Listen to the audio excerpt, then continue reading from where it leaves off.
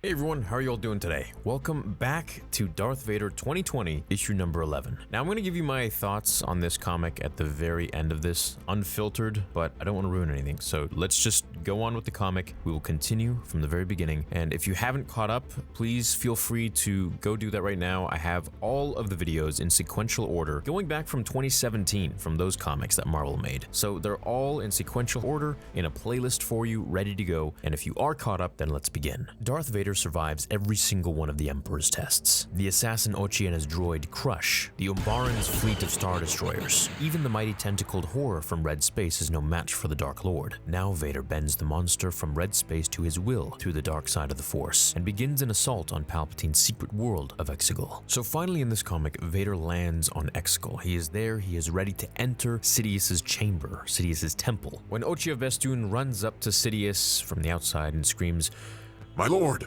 Vader is coming." And Sidious smirks, and he knows all. So he says, "Did you think I could possibly be unaware of this fact, Ochi of Bestoon?" Ochi asks for his forgiveness. He says that Vader defeated him, seized the Wayfinder from the eye, and basically ran over here. "Show yourself, master." So at this point, it's pretty cool to see Vader challenging Sidious, which, of course, for the way of the Sith, this is kind of just tradition. This is like, oh, he's trying to become a man. He's trying to outdo me and fulfill his destiny in killing his master, which in turn would mean that Sidious did his job in training an apprentice powerful enough to be able to overthrow him. And so forth, the rule of two becomes more and more important, because that is the way you can carry on the legend of the Sith, and so that they don't die out, because each Sith is stronger than the last. And if your apprentice isn't stronger, well, then you will have another apprentice, because you're the strongest one, until you find one who can beat you. I left you weak and broken on the burning shores of Mustafar. What did that teach you, Lord Vader? I want to see your face when I teach you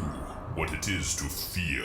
As Vader rides in on the massive beast, Sidious has his own beasts throw at Vader. We kind of get a Godzilla King Kong moment, where eventually Vader's beasts just trump all and defeat them. But there's no threat I have not prepared for. I am no longer your apprentice. This is pretty funny to me, because Sidious just scoffs. He says, "Pfft, whatever." And he holds the beast in the air and has it strangle himself with its tentacles, chopping itself in half and Vader falling to the ground. You are saying, basically just mocking Vader like, you're insignificant. And at this point, Vader can only be 80% of the full power of Sidious. So he will never be able to rival his master. He will never be more powerful, and he will continue to just be a slave, a pawn. And it's kind of sad for Anakin. You know, he was pretty much born and raised a slave, and then he was a slave to the Jedi Order, and then now he's a slave to his master. It's only when he dies that he becomes free. There, you sense it, don't you? You talk about fear, but even now, you forget where it all begins, with pain.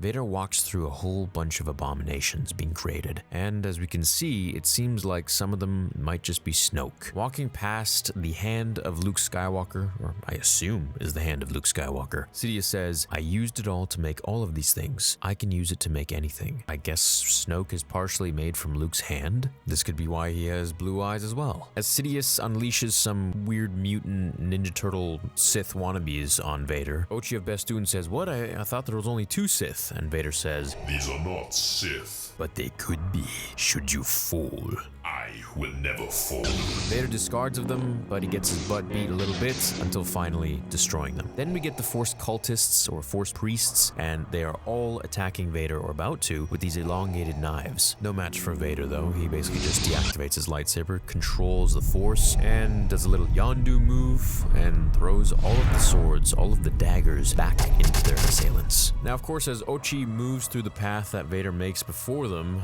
he's just being a little weasel as usual and saying, "My lord, can you hear me? Vader lives." And Sidious mocks the whole thing. He says, "Yeah, one step closer to vengeance, eh? But what's that? You still feel it, don't you, Lord Vader?" "What?" "Something here is suffering. Unfathomable pain. Whatever could it be?" As they walk a little further, they see an entire fleet of Star Destroyers, and these are the ones that we saw in episode 9. So they were basically being harbored here until it was time. Vader makes a good point. Is this all you have? More monsters, more machines. If you think about it, Sidious is pretty obsessed with machines, and it's kind of all he has, including Vader, who is a machine as well. Ochi looks up the schematics somewhere on the screen and says, "Each will carry a cannon that can destroy a planet. So this is really tying into episode 9 here at this point, and it's supposed to take place between episode 5 and 6. So at some point between The Empire Strikes Back and Return of the Jedi, Vader went off to Exegol, tried to kill Sidious, saw that Sidious was cloning things with Luke's hand, and saw that he was creating a massive fleet, or harboring a massive fleet here on Exegol, which would have each ship to be able to destroy a planet. As to why he never used this for Return of the Jedi, to just fly in and blow up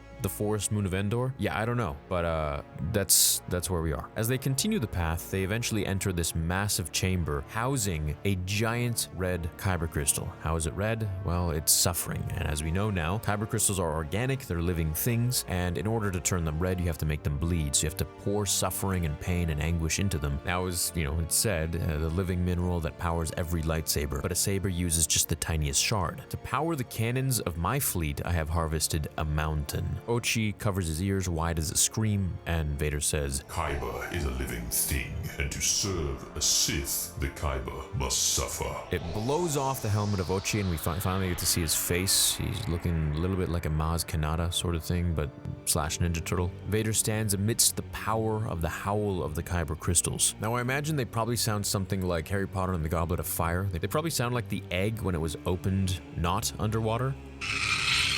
I tore you to pieces before, old friend. But this is something different, isn't it? Unlimited power, beyond anything you have ever experienced, all in my hands. You feel it burning your flesh and mind, ready to incinerate you in an instant. So at this point, Sidious is in control of the Kyber crystal, I feel like, and he's unleashing all of this power onto Vader, and that's what we're seeing here in the comic. Pain, fear, anger, power, just the ways of the Sith, just another day. And he tells Vader that, look, this is the path you've chosen time and time again throughout your life, even before you became this machine. But it so happens that every now and then it seems like you need a reminder that you need to choose this path again and again constantly. If you walk with me, you will never escape this terrible pain, but only in this way can you share my power. And that essentially is the way of the Sith. You're in constant agony, you're in constant pain, and that was Vader. He never really had a moment of solace or peace. If you had peace as a Sith, you lost your powers. This is another reason why I feel like he died in the end, because he turned to the light and he wasn't holding on to his pain anymore. He wasn't letting it fuel his powers. He just went into the Force. He let go of everything. We get another flashback of Vader fighting Luke, except it's completely reversed situations now. And of course, in the end, Vader succumbs once again. And of course, you can see him standing with Ochi of Bestoon, the Umbaran, Mas Amedda, and of course, Sidious leading the way, where Vader says, Yes, my master.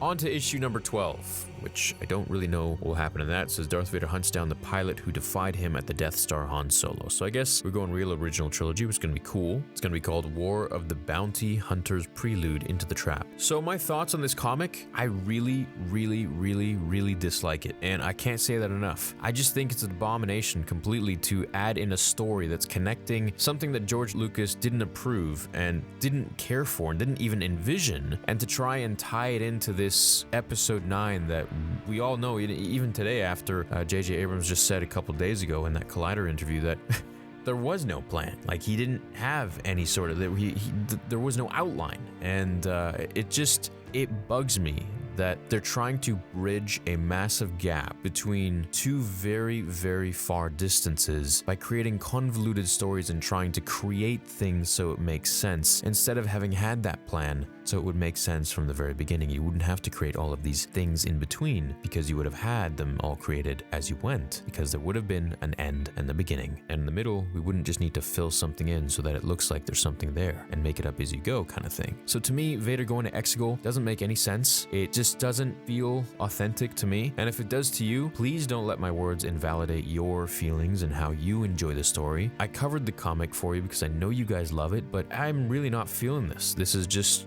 up until this issue, I was like, okay, all right, fine. But all of this and Vader going to Exegol and seeing the fleet, and it's like, he could have just used any one of these Star Destroyers to go and completely blow up the forest moon of Endor, or to go all throughout the galaxy and just blow up all the different planets that were out there and hold everyone ransom and say, hey, look, I'm gonna blow up everything, and if you don't do as I say and stand down and absolve the rebellion, then you all die. Like, it's that simple. Instead of just, having that one Death Star and making it look like it wasn't fully complete or fully operational. But then, you know, that being it. It's like, it just, none of it makes sense to me. I don't like it. And I'm not trying to be a Debbie Downer. I just full on have a problem with this. Please let me reiterate something before you jump to conclusions or, you know, may get sad that I didn't enjoy it. Please don't let my views ever influence you. I'm just one person. I'm just another Star Wars fan like you, and I never ever want to feel that I can't say or express myself the way I want to express myself and politely tell you that I didn't enjoy something for a certain reason and have that turned or twisted on me as being negative or toxic. I want to be able to speak my mind, and if I really enjoy something, I want to be able to really enjoy it and tell you that I enjoyed it for such and such reasons, and the same goes for the opposite. So if there are things you don't enjoy in life, imagine if you weren't able to vocalize those and talk about those as well, because then if you did, you'd be deemed as being negative. So for the final time, don't let my views ever invalidate how you feel about something. I implore you to go out and enjoy the sequels if you enjoy them, but for me, this just doesn't add up and it doesn't feel authentic for me. Maybe someday it will, highly unlikely, but I'm open to anything. So thanks for watching. I'll see you in the next video. Until then, remember, the Force will be with you